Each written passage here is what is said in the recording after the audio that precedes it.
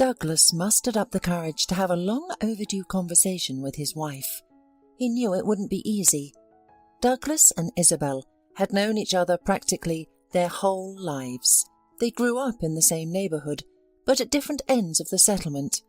In kindergarten, Douglas used to pull Isabel's pigtails, and in school he would play pranks on her. Isabel, on the other hand, didn't hold back either. She would hit Douglas with a textbook on his head, or come up with offensive nicknames for him. Douglas never had any romantic feelings for Isabel, neither in their childhood nor during their teenage years. Isabel was always a good student, not a top achiever, but consistently performed well. Douglas would occasionally copy her homework. During that time, Douglas was attracted to other girls. He was drawn to tall, long-legged and slender girls, like the ones he saw on TV. When Douglas left the village to study in the city, he met a girl like that.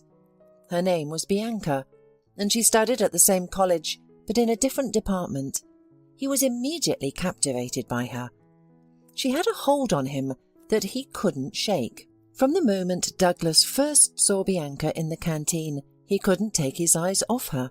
He admired everything about her: her laughter, the way she drank coffee, how she talked to her friends, and even the way she smoked. Beautiful, slender and graceful, like a real supermodel. Of course, Douglas didn't dare to hope for anything between them, so he admired her from afar. A girl like her was out of his league. She probably had many admirers. But one day Bianca approached him. He was standing on the college porch waiting for a friend when he heard a melodious voice behind him. "Do you have a cigarette?" Douglas turned around and was practically speechless. Bianca was stunning. I don't smoke," Douglas finally managed to say. He regretted not having picked up the habit at that moment. It was all because of his parents' strict control and obsession with a healthy lifestyle. Who would have known that having a pack of cigarettes in his pocket would be so important to him someday? "Too bad," Bianca shrugged. She was about to walk away, but Douglas stopped her. "Wait, what brand do you smoke? I'll go to the store and buy some." Bianca told him her favourite brand, and without wasting a second, Douglas rushed to the store across the street. He was in such a hurry, afraid that she would leave before he returned, that he risked his life by crossing the road in the wrong place. Angry drivers honked at him and shouted, but he didn't care. The only thing that mattered was getting back to Bianca as quickly as possible. But Bianca was waiting for him. She was speaking with some girls, but when she saw Douglas approaching from afar, she said goodbye to them and stepped aside. "Here," the guy handed her the packet. "Thanks," Bianca said, giving her knight a charming smile, making her face even more beautiful. "And you're cool. What's your name?" They didn't go on a date that day. Instead, they stood and chatted about various topics. Bianca smoked cigarette after cigarette, looking a bit tired or annoyed. Later in the conversation, she revealed that she had recently broken up with her boyfriend. "He turned out to be a jerk," she explained, "and a cheapskate too. He would never go out to buy cigarettes for me like you, let alone do something more meaningful." And then Bianca invited Douglas to a party to the guy she knew. He was part of a local rock band and they were having a concert at a nightclub. True to his word, Douglas was there at the appointed time, in the same club. He felt out of place, like a fish out of water. Douglas was a stranger, a lone wolf in that setting. But for Bianca's sake, he was willing to endure much more than that.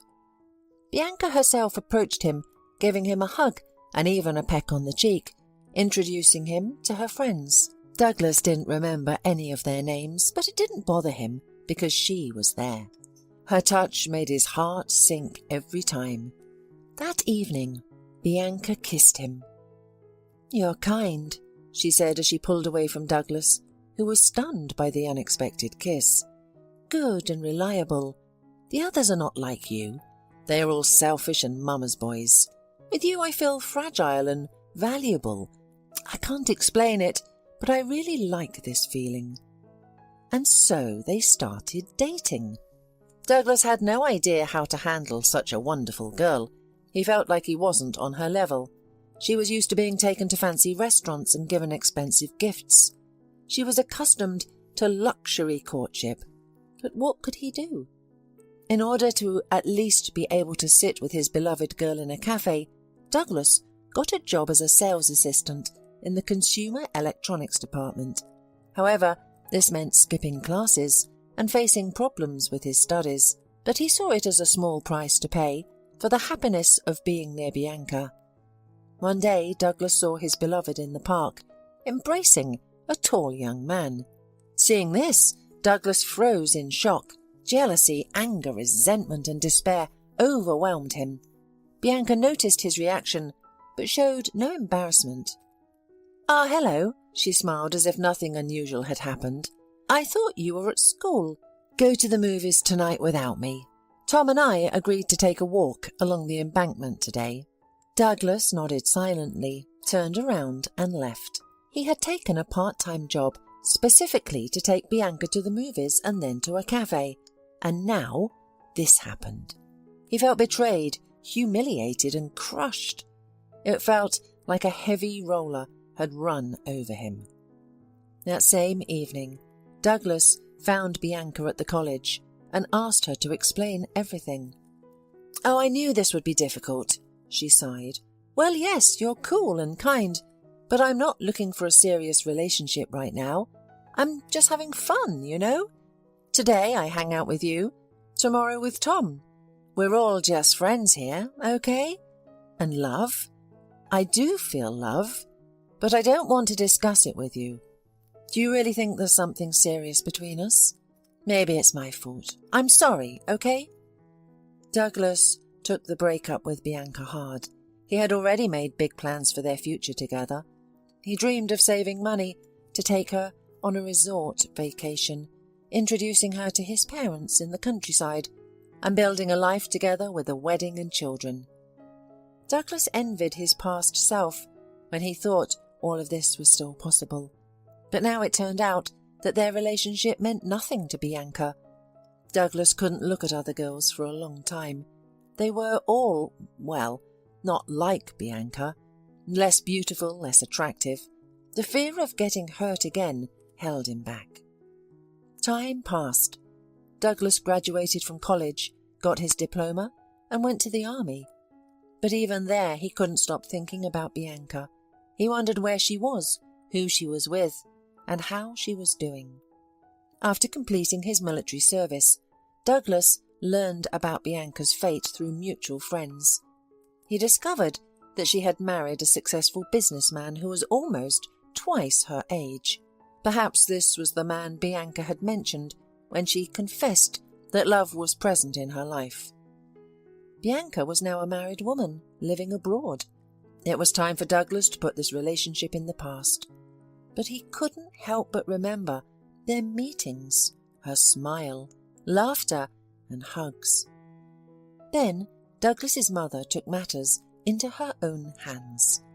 First and foremost, she brought her son back home. "There's no point in spending time in the city," his mother said when she came to visit Douglas. "You don't have a stable job here. Rent is 3 times more expensive. Go back home. There's a vacancy at the construction company. You'll be better off there. You're wasting your time here. Go back." Douglas listened to his mother. Firstly, he was used to obeying her since childhood, and secondly, her words made sense. Douglas was tired of the city and being away from the place where he had once been happy with the girl of his dreams. Everything around him reminded him of her. Going back home seemed like the only way out. Douglas returned home and found a job at the construction site. And that's when the matchmaking started. His mother believed it was time for him to start a family, especially since there were many potential brides available. She repeatedly drew Douglas's attention to Isabel, emphasizing her beauty, thrifty nature, and desirability as a bride. Isabel, a former classmate, had transformed into a lovely girl. She made a good impression with her kind eyes and modest, pleasant demeanour. Of course, she did not have the bright appearance of Bianca, but in general, few could compare to Bianca anyway. One day, Douglas invited Isabel to the movies, and their relationship began from that date.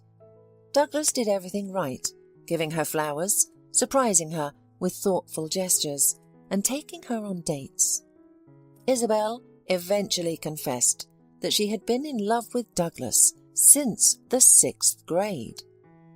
"I never imagined that one day you would care for me like this," she said softly. "You were different from everyone else, better than anyone. I used to secretly admire you, and always tried to be near you without anyone noticing." Douglas looked at Isabel in awe and suddenly felt a deep sense of sympathy towards her. He now understood her feelings because he had once been in her position when he was dating Bianca. "Isabel, I've wanted to tell you, or rather ask you, for a long time. I had planned to do it in a more formal way, but I think this is the right moment. Will you be my wife?" Overcome with excitement, Isabel exhaled and tightly embraced Douglas around the neck. They got married, and thanks to their parents, they purchased a separate house in the same village.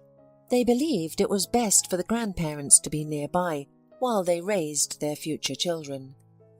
Isabel turned out to be a wonderful wife, always keeping the house clean, cozy, and filled with delicious aromas. She had an uncanny ability to sense Douglas's mood. If he came home feeling down, Isabel would immediately prepare a hot bath for him, and if he wanted some time alone, she would visit friends or her parents. She was loving, caring, and calm. About a year and a half after their wedding, they welcomed their first daughter into the world. Douglas initially wanted to name her Bianca, but later changed his mind, and they decided on Holly. Tragedy struck when little Holly was only 2 years old. Isabel's parents were killed in a car accident. Douglas did his best to support Isabel during this difficult time. His parents also tried to be there for their daughter-in-law and assist her in any way they could. Isabel often expressed her gratitude for Douglas's strong and reliable support during those trying times. "If it weren't for you and our daughter, I don't know how I would have survived it all." Douglas deeply sympathized with his wife and felt genuine happiness seeing her gradually recover and regain her zest for life. 3 more years passed and they welcomed their second daughter. Her arrival brought joy back into their lives. Isabel smiled again, just as she had before. The presence of 2 young children in the house showcased Isabel's exceptional motherhood skills. How did she manage to do it all? Taking care of the children, maintaining a clean home, cooking, and still finding time to pay attention to her husband. They even managed to go to the movies and dine out, just like in their youth. Isabel was the initiator and organizer of these outings. "Life needs variety," she would say to her husband. "Especially for a hard-working man like you, it's important to rest and relax." Douglas was the sole breadwinner. Isabel had graduated in the city as an accountant, but there were no suitable place for her in the village. So they decided together that Isabel would take care of the children and the house, while Douglas would provide for the family financially. It was a traditional arrangement, and many families in their village followed a similar pattern. Isabel frequently expressed her appreciation for everything Douglas did for them. "You still want a son, don't you? Don't you?" Isabel would sometimes ask. "All men dream of having heirs. What about having a 3rd baby?" But Douglas had no desire for a 3rd child. He was increasingly realizing that this life was not meant for him. At first, after a painful breakup with Bianca and the subsequent disappointment, the peaceful life that Isabel provided seemed like salvation. But now the house, the family, the life, all of it felt like an inescapable swamp that was pulling him down, suffocating him. From the outside, he appeared to be a successful person. His salary at the construction company was decent. His wife was caring, faithful, and loving, agreeing with him on everything even after 10 years of marriage. His daughters were beautiful and clever. Everything seemed perfect and joyful. But Douglas was plagued by an indescribable longing. He yearned to live in a big city with a woman like Bianca. Douglas had almost resigned himself to the life of a family man. He worked, spent time with his children, performed household chores, and on Saturdays he celebrated the end of the week with his male friends at a local bar. His colleagues and friends led similar lives and seemed content with their destinies. However, one day, as Douglas was returning home from the work, he noticed something out of the ordinary. There was a slim girl wearing short shorts and a tight-fitting top. The locals did not dress like that. Their fashion consisted of stretched t-shirts and sweatpants. The young beauty immediately caught Douglas's attention. She was sitting in a chair, leaning back and clearly sunbathing. She wore a wide-brimmed hat, her long hair the colour of melted chocolate, and dark glasses covering half her face. She looked like someone who belonged in an upscale resort. In this cluttered village courtyard, she seemed like a stranger from another world. Strangely, she reminded him of Bianca. "Douglas, is that you?" the beauty called out, noticing that she was being watched. "Yes," Douglas replied, taken aback, as he approached to get a closer look at the stranger, who had already removed her hat and glasses. And then everything became clear to Douglas. It was Chandra, the girl from the city who occasionally visited her great-aunt during vacations. She lived in the nearest town and studied at some prestigious school.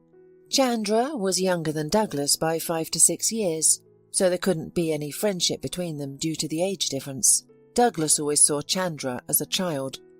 During her infrequent visits, Chandra was always part of a large, childish group of villagers of different ages.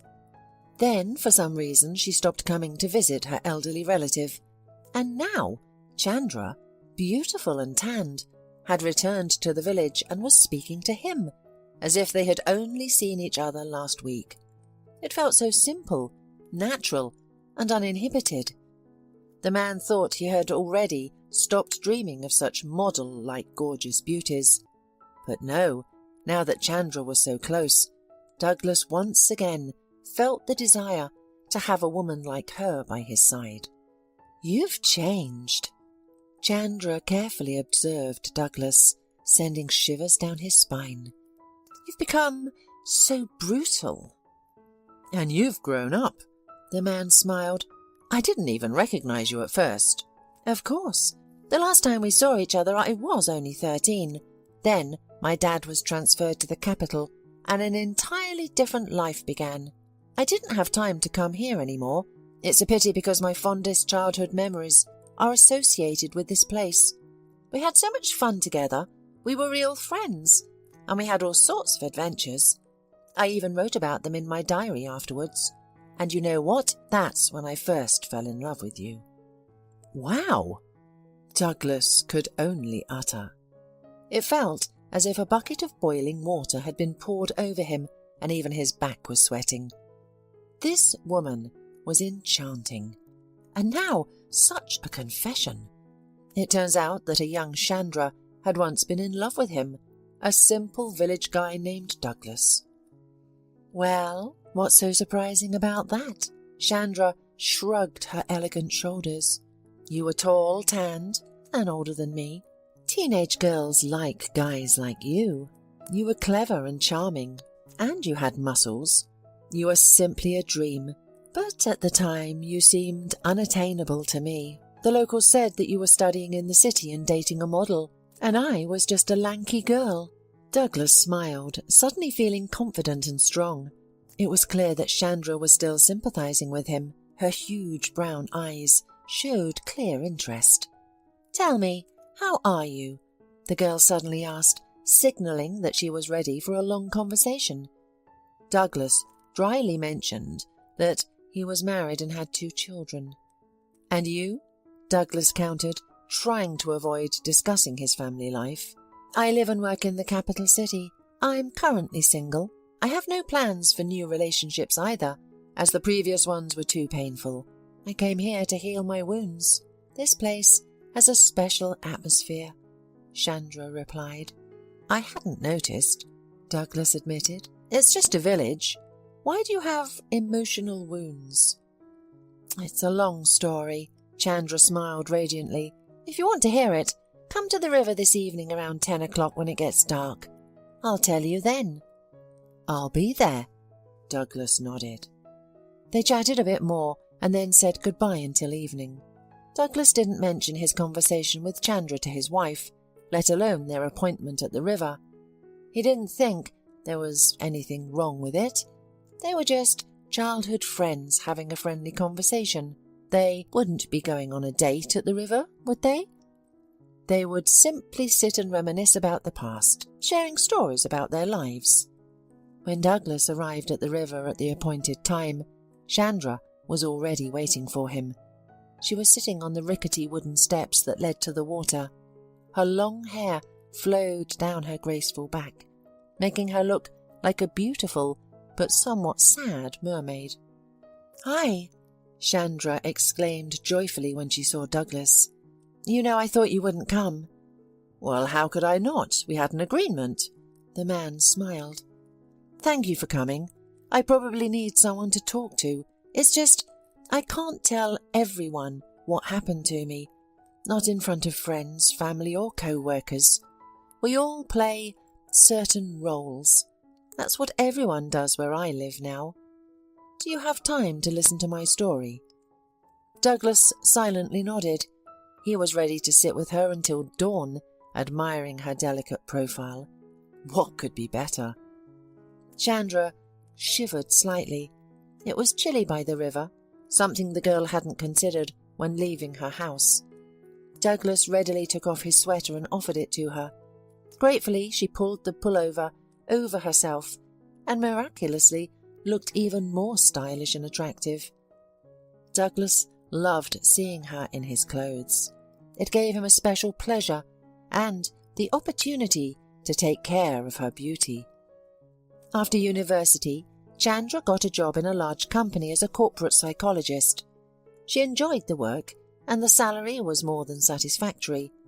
Soon she moved out of her parents' house and rented a studio apartment near the office to avoid spending hours commuting every day. Her life was easy and carefree. Chandra went clubbing with her girlfriends, travelled to other cities and countries, went to the beach and socialised a lot. She occasionally had bright but short-lived romances. But one day, a man came to the office where she worked. He was tall, mature and well-dressed in a stylish business suit, with an expensive watch on his wrist. Chandra immediately realised that he was a high flyer, possibly a partner or sponsor of their company.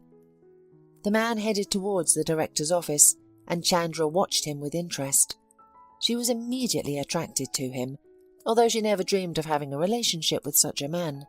He was wealthy, and consequently she assumed he was arrogant and used to everyone bowing down before him. That's why Chandra preferred to socialise with people on her own level. It was easier, clearer and more interesting. But for some reason, ever since the man had entered into the chief's office, Chandra couldn't stop thinking about him. It must have been that notorious chemistry, Chandra said, looking away at the opposite shore. How else can I explain this interest of mine? Rich, successful, even famous people have visited the chief before, but they didn't interest me. And then he came. After about an hour, the man left the office and their gazes unexpectedly met. Chandra felt a surge of heat. An electric shock ran through her from head to toe. Up close, the stranger seemed even more attractive than from afar. His eyebrows had a noble arch, his chin was strong-willed, and his black eyes were intelligent. Both of them stood frozen in the middle of the corridor for a few moments, and then he smiled. That smile softened his somewhat stern features and warmly resonated in Chandra's heart. "What beautiful girls work here," the man said, scrutinizing Chandra from head to toe. "I even lost my speech at first." The stranger introduced himself as Albert. He had stopped by Chandra's boss on business. Albert had his own small factory and was a partner of the company where Chandra worked. "Why don't we meet tonight somewhere nice?" Albert got straight to the point. In the aftermath, Chandra often observed that this was one of his characteristic traits, business acumen. The man didn't like to beat around the bush. He was direct, sometimes too direct. That night they dined at a luxurious restaurant downtown. It was a new experience for Chandra. Albert showed her a wholly different life. There were luxurious resorts, expensive gifts, trips to country clubs. Chandra couldn't even imagine the existence of some of these exotic places. But that wasn't the main thing. Chandra enjoyed the feeling of being the girlfriend of such a powerful, successful and wealthy man. She noticed how others looked at him, sometimes with respect, sometimes with admiration, sometimes with subservience. Some of that attitude was automatically transferred to her. Chandra felt like a queen of the world. It seemed that if she asked Albert to get a star from the sky, he could do it. Of course, Chandra fell in love, and the closer she got to know Albert, the stronger her feelings became. While others saw him as a stern, authoritative, decisive and self-confident, Chandra saw a different side of him. With her, he was kind, soft, gentle and caring. He often shared stories about his childhood with Chandra. She learned that on his path to success, Albert had to fight not only with competitors and ill-wishers, but also with his own fears. It is hard to imagine now, but once Albert was afraid of many things: failure, poverty, even responsibility, but he overcame them all. Chandra's respect for him grew after hearing these stories. Albert seemed to love Chandra too. He complimented her, called her affectionate nicknames, and looked at her admiringly. However, he never hid the fact that he was married. Yes, Albert had a wife and 2 children who lived in London, where his sons attended a prestigious English college. His wife was with their children, while Albert ran his business here, providing for his family and periodically visiting them.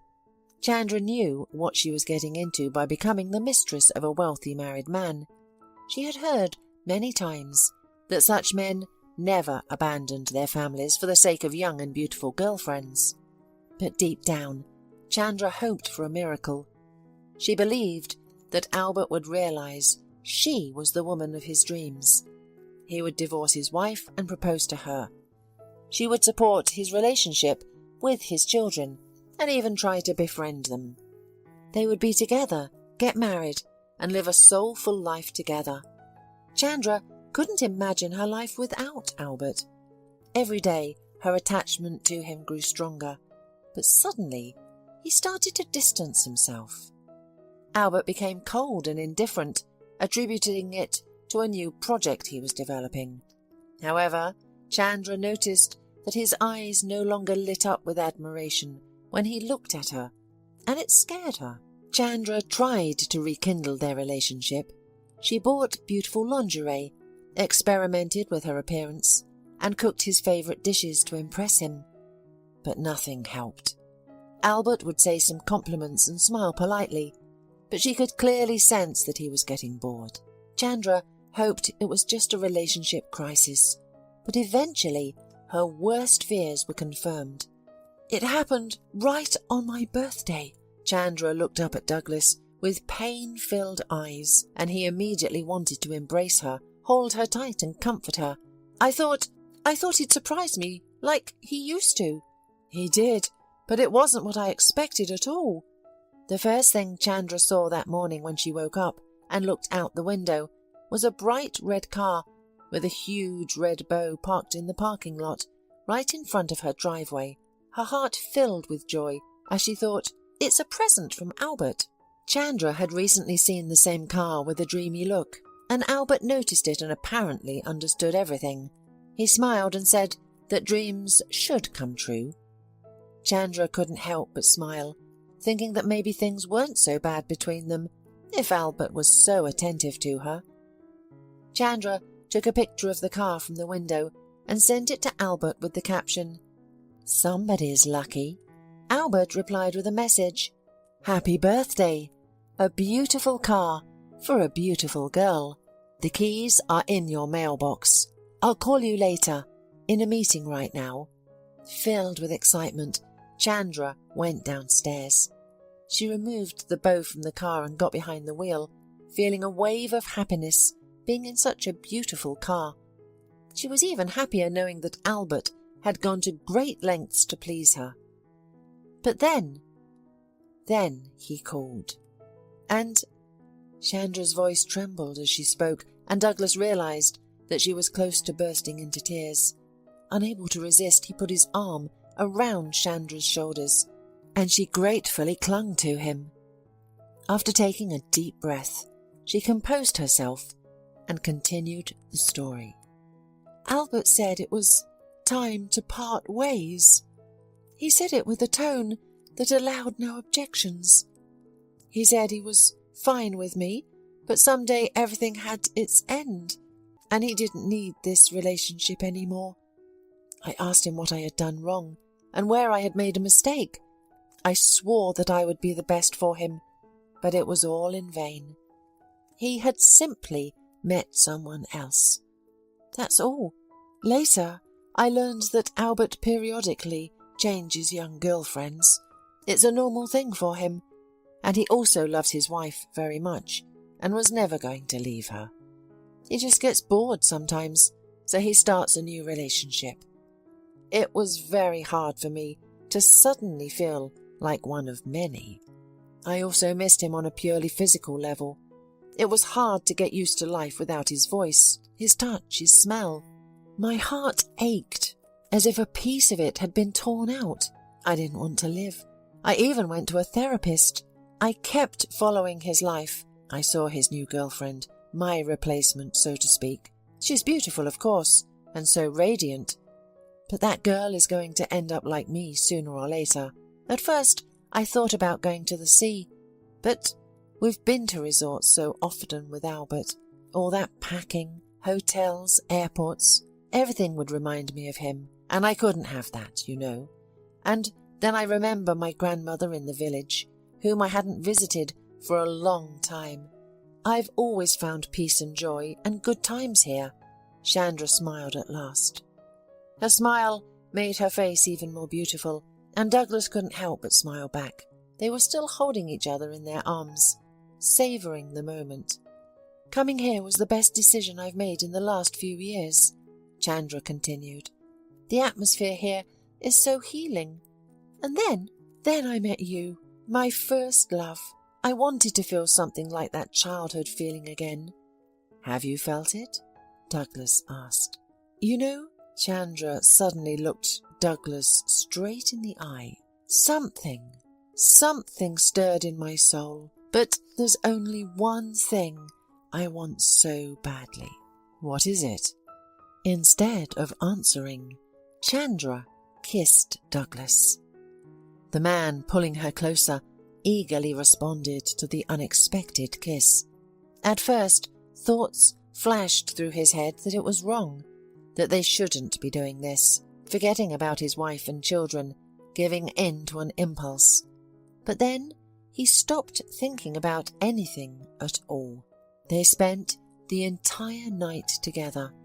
As dawn approached, Douglas accompanied Chandra back to her house. He didn't regret anything. The only thing he didn't want was to part with her. He realized that he couldn't live without her anymore. He was drawn to Chandra like a magnet. Douglas and Chandra met in secret for about a week. Douglas told his wife that he was visiting a neighbour whose wife had recently passed away, and he wanted to support him.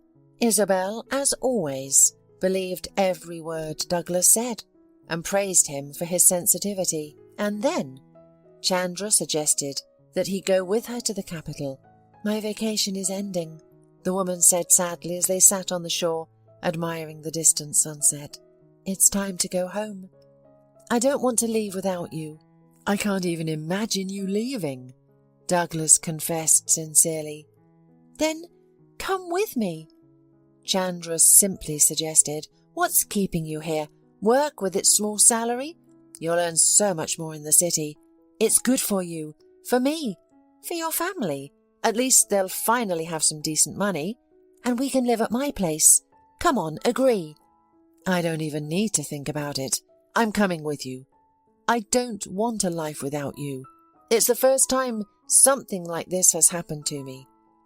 Chandra smiled, clearly pleased to hear such words. "Don't tell your wife anything about us. Just tell her you're going to earn money.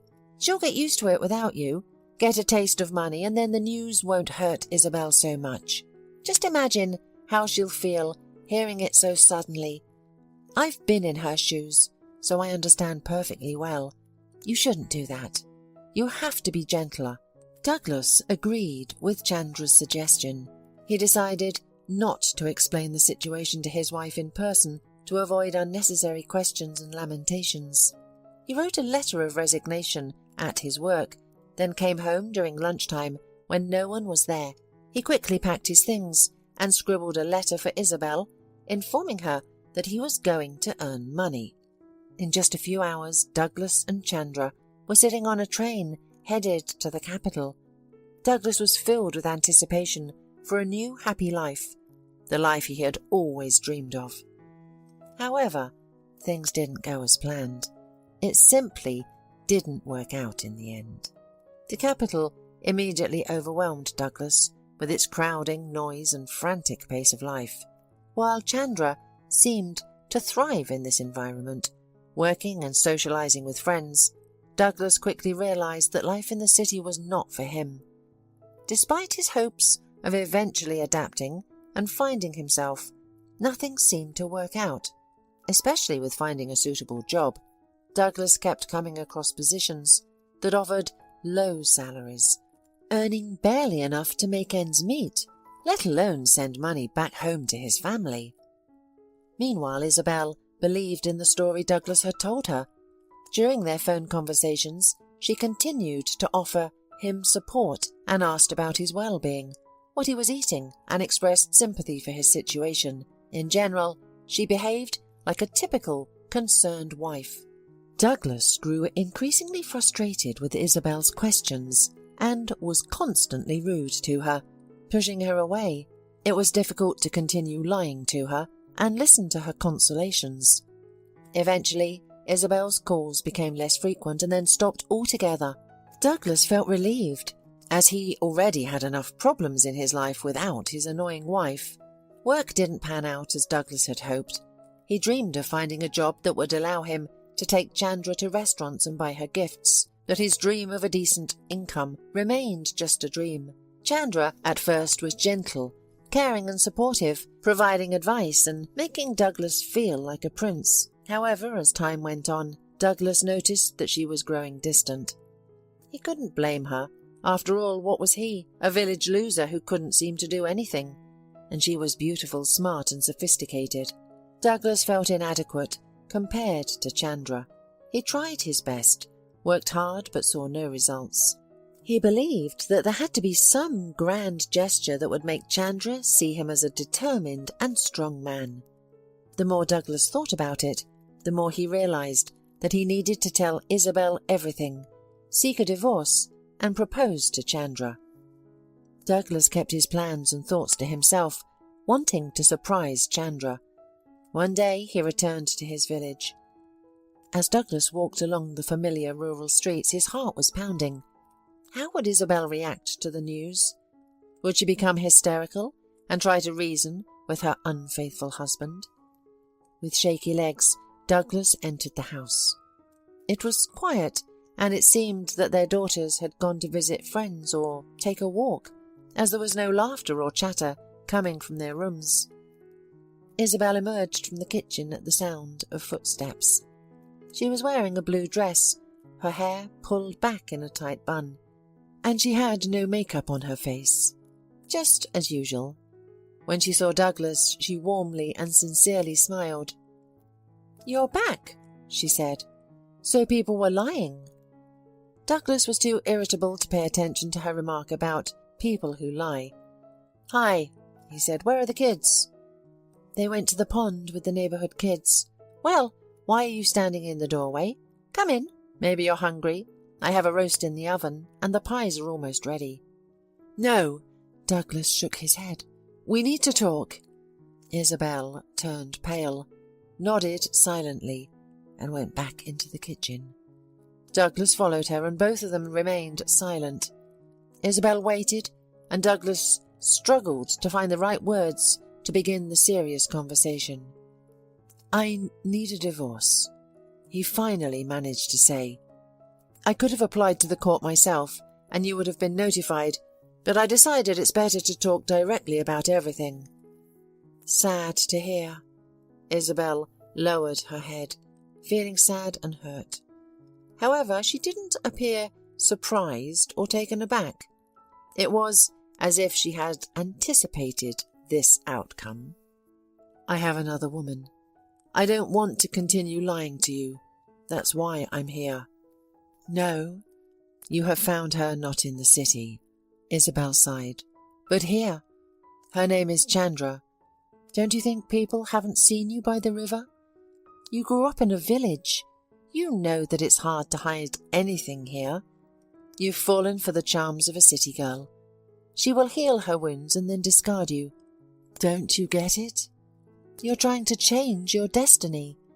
I pity you." These words from his wife made Douglas angry. What did she know about his relationship with Chandra? What right did she have to speak like that? "Do you pity me?" Douglas asked, looking at his wife intently. "You? Me?" "Yes." Isabel sadly nodded her head. "You won't be able to find happiness with her.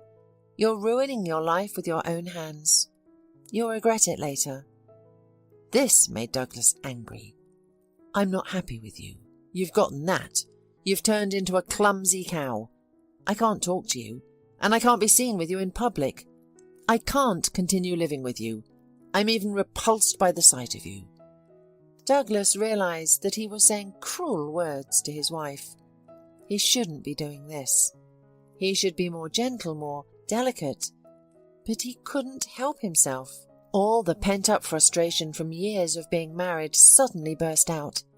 It was as if he were seeking revenge on his wife for having spent so much time with a woman who was far from his dreams, essentially betraying himself. Isabel listened, occasionally shaking her head, feeling pity for her spouse who was trying to hurt her with every word. Douglas couldn't see it in her eyes, and it made him even more out of control. "I'm leaving you because I can't live like this. I've always dreamed of someone else. We're too different, and we're not right for each other." "Well," Isabel sighed as her spouse spoke up and fell silent. "I won't lie. I've always loved you, since childhood, and even now. But I can't force you to love me. I'm sorry about that. But as for you, you can be completely free from me, from the children, from your obligations. I'm giving you complete freedom." Douglas stared at his wife in amazement. "How? Is that it? No tears, no tantrums, no begging? The house stays with you when you're done with your new sweetheart. I know you will be. Anyway, you'll have a place to come back to, so you'll return here to this very house. But the kids and I won't be here, so you won't have to deal with a fat cow anymore. Don't worry." "And where will you and the kids go?" Douglas stared at his wife, astonished. He knew very well that she had no relatives or friends that could help Isabel move and settle into a new place, and in his opinion, Isabel didn't seem capable of doing anything other than cooking and cleaning. "That's no longer your concern." Isabel shook her head. "But don't worry about the kids. I found a job in the city, and housing is provided, so we'll be fine." Douglas was stunned. How was it possible his mild-mannered Isabel suddenly found a high-paying job in the city, and he, who was determined and intelligent, couldn't get a job there? When I first heard about you and Chandra, I didn't believe it. But then I pieced everything together and understood, so I started looking for a way out, and I found it." "You're lying." Douglas refused to believe what he was hearing. It didn't match the personality of his warm and home-loving wife. It's just hard for you to imagine that I can manage without you." Isabel looked at her spouse with pity again. "By the way, if you ever want to see the kids, I won't stop you. Just so you know." Pale-faced, Douglas stormed out of the house. After talking to his wife, he felt even more worthless than he did in Chandra's apartment. He had thought that at least now he would feel in control, show himself as the one in charge. But it didn't work. Douglas was furious with his wife. He felt envious of her success and completely defeated. Because Isabel pitied him, while he was the one who left her. Douglas suddenly imagined his life was a train hurtling down the tracks. The man returned to Chandra in a gloomy mood. He informed her that he was getting a divorce from his wife. Chandra reacted to the news with indifference, showing no joy in her eyes, although her man would soon be free. Douglas felt Chandra slipping away. They were already living in the same apartment, almost like neighbours. Chandra would return late at night from clubs without disclosing who she was with. Men would call her, and she would flirt with them directly. It was a painful experience for Douglas. For the second time in his life, he had managed to start a relationship with someone who could be called the woman of his dreams. She had a model appearance, a cheerful and easygoing character, sociability, charm and style. However, their romance was developing according to the same pattern as many years ago. Douglas's work was not going well at that time. He would seize any opportunity to make some money, but it was all temporary.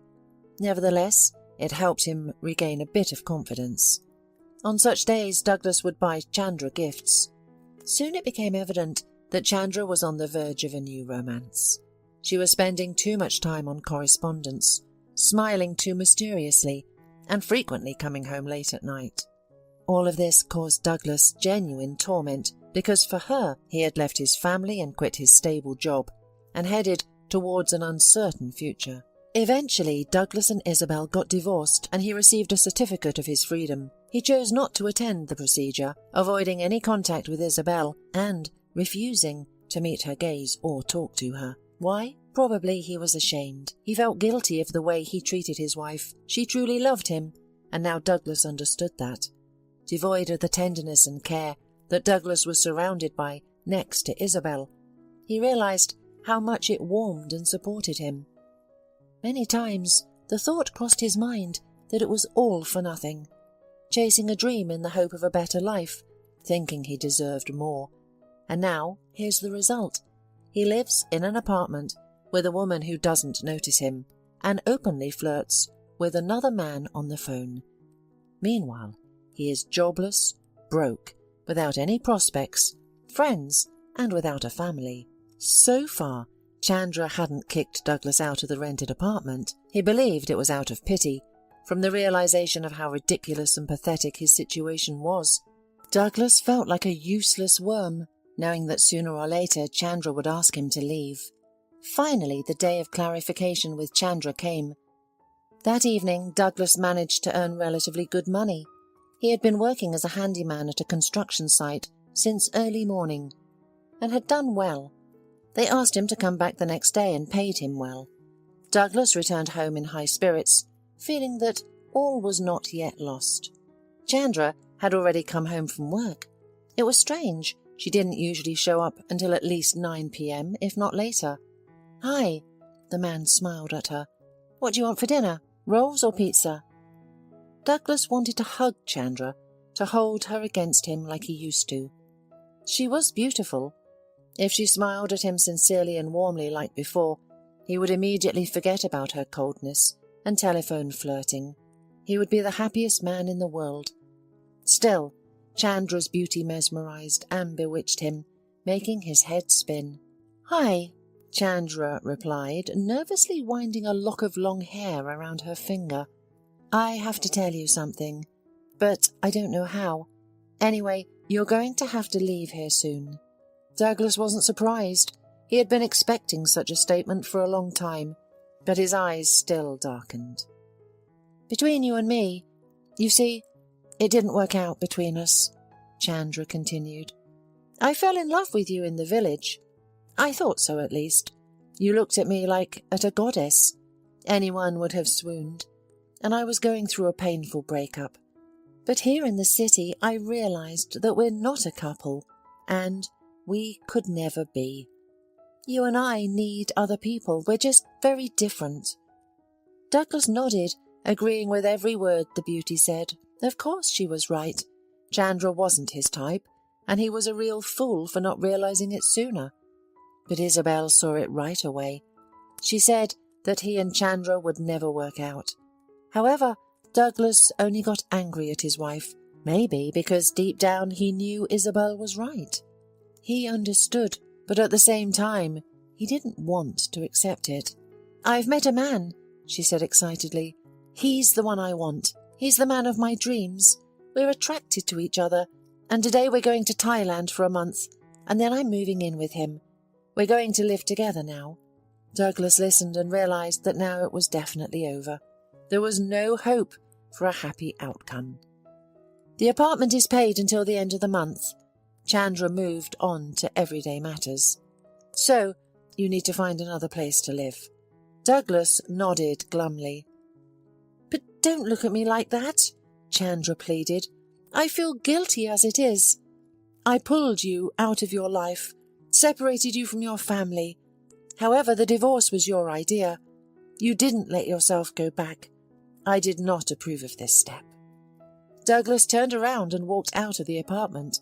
Near the front door, he managed to spot 2 half-opened suitcases. Chandra had already packed. Well, now he'd go outside, walk around for a few hours, think about the situation. Maybe stop at a bar and have a beer or two. He needed to relax, to relieve this terrible tension that stiffened his shoulders, his neck, his back. When Douglas returned, Chandra was gone, and so were her things. Some closets had been left open. Now they were empty. Douglas felt empty inside too. There were almost no emotions. Apathy, deadly fatigue. That's all that the man felt. In the morning, the decision took shape by itself.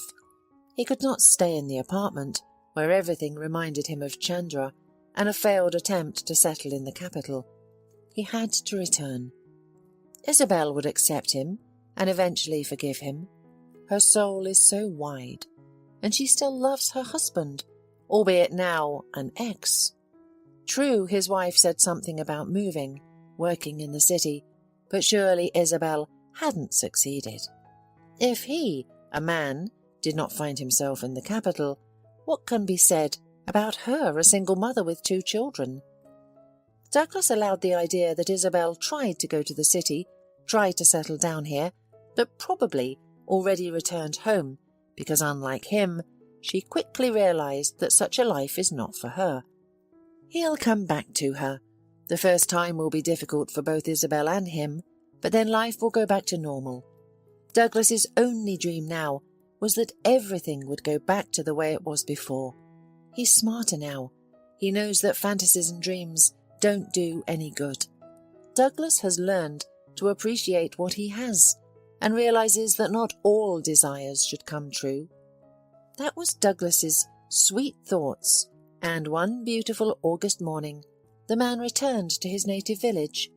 With his heart pounding frantically, he entered his familiar yard and saw a closed shutter and a large padlock on the front door.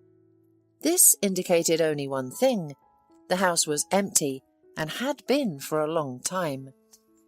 It's unbelievable, but Isabel and the kids aren't here. Could it be? Could it be that his ex-wife still managed to find herself in the capital? Douglas felt as if he had been kicked in the solar plexus. Without thinking long, he went to the neighbours. He needed to know where his wife was now, what was happening to her. But where she was working, where she was living now, no one knew. Douglas could feel the judgment coming from people. Someone told him to his face that what he did was wrong. Some just looked at the man with disapproval. He didn't care. The main thing was to find out about the fate of his children and wife. And even Douglas's own mother did not know where Isabel had gone. "You've come back after all?" The woman met her son unkindly. "You've made a mess of things, and now you've come back with your tail between your legs. You're a fool. You broke your own happiness with your own hands. Your Isabel is in the capital now.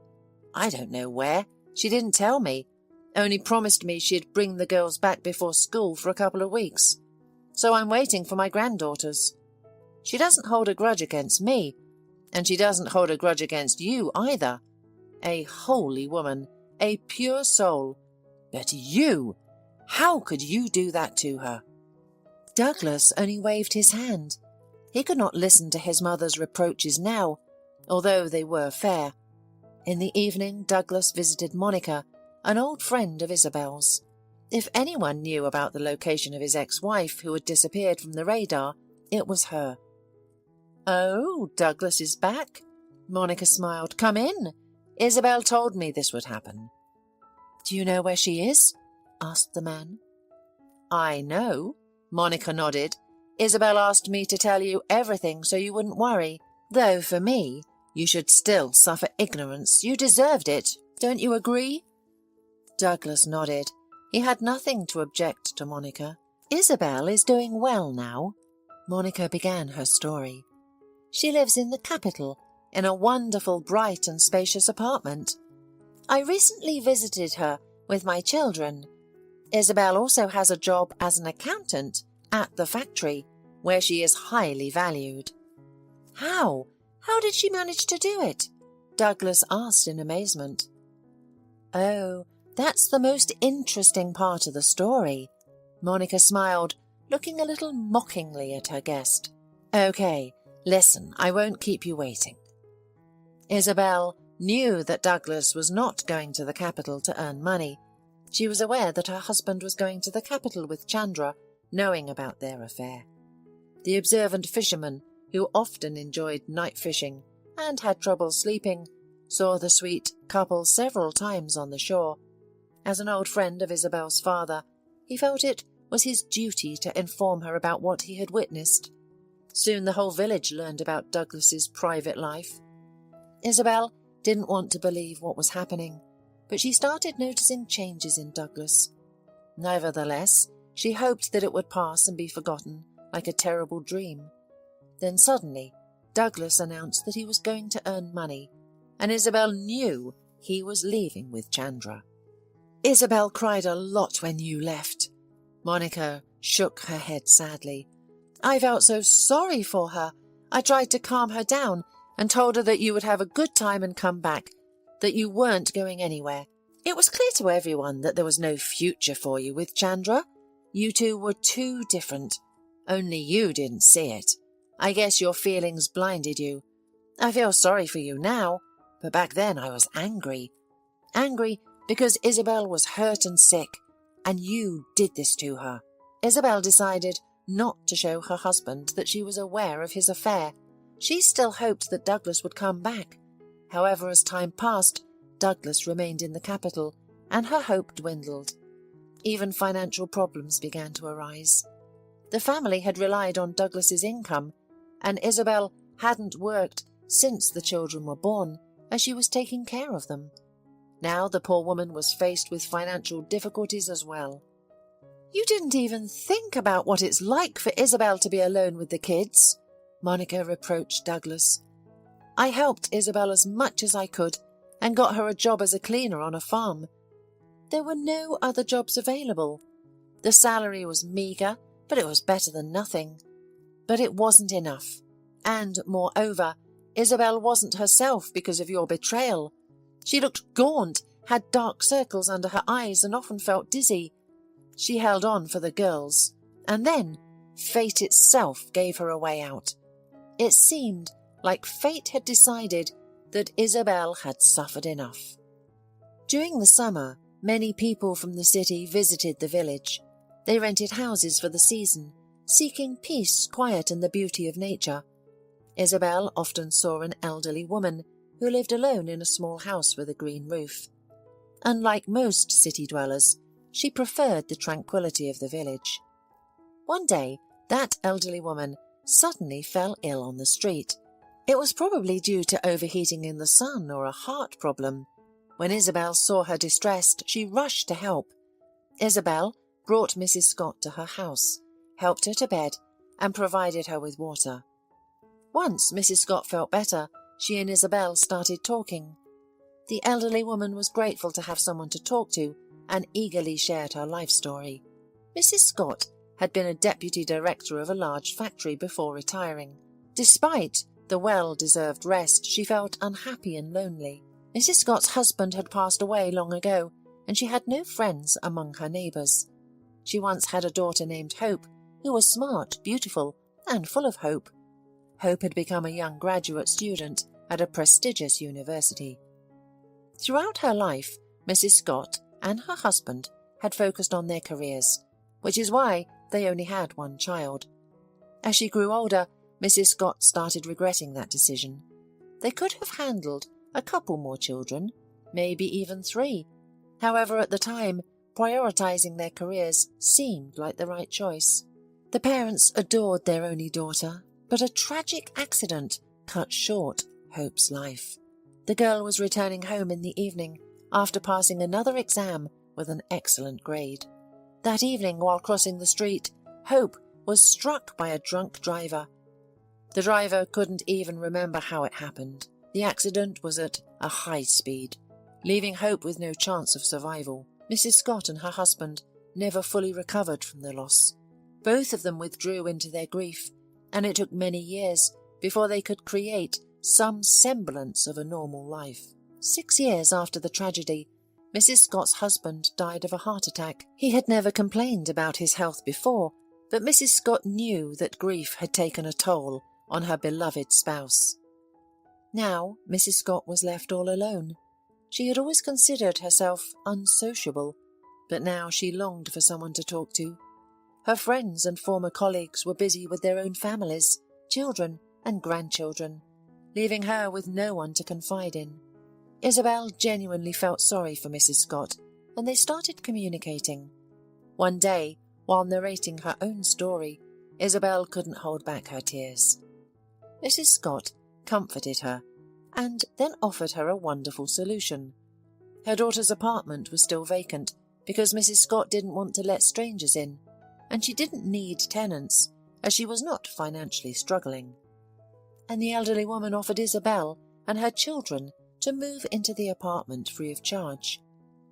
"Sounds like a fairy tale." Douglas shook his head as he listened to Monica's story. He couldn't imagine that a stranger had offered to help a woman they didn't know, especially one with children. It just didn't make sense to him. "Yes, it does sound like a miracle," Monica agreed. "But Isabel deserved it. And Mrs. Scott too. She's not alone anymore. She and Isabel live near each other and soul to soul. Mrs. Scott got her a job at the factory where she used to work. They accepted her protégé. Isabel is working there now. She has remembered everything she learned in college, and she's already doing well. However, with Isabel, it couldn't be any other way. She's responsible and a decent woman." Douglas asked Monica for Isabel's address. He really wanted to see his ex-wife and daughters. He was going to ask Isabel for forgiveness and was mentally prepared for the fact that she might reject him. Douglas suddenly realized that he had also loved Isabel all these years. His feelings for her were different from those he had for Bianca or Chandra. It was deep attachment, not passion, not a passing fancy. The train arrived at the station early in the morning before dawn. Douglas quickly found the right house and waited. He decided that as soon as Isabel came out, he would immediately go to her and beg for forgiveness. As the sun slowly began to rise, people started coming out of the building. Every time the door opened, Douglas's heart sank with anxiety. And then, finally, Isabel appeared at the entrance. She had changed. She had a fashionable hairstyle and was wearing a stylish dress. She looked absolutely magnificent. And why hadn't Douglas noticed how beautiful she was before? However, Douglas didn't approach his ex-wife, because Isabel was not alone. She was walking with a man. He was a handsome man, obviously very successful. They were looking at each other, talking and smiling. The man held Isabel around the waist so tenderly that it was clear he was in love with her and meant a lot to her. Douglas stayed far away, not daring to approach. From there, he watched as Isabel and the stranger got into a beautiful car and drove away on the still nearly empty street. It was at that moment that Douglas realized he was too late, and things would never be the same as before.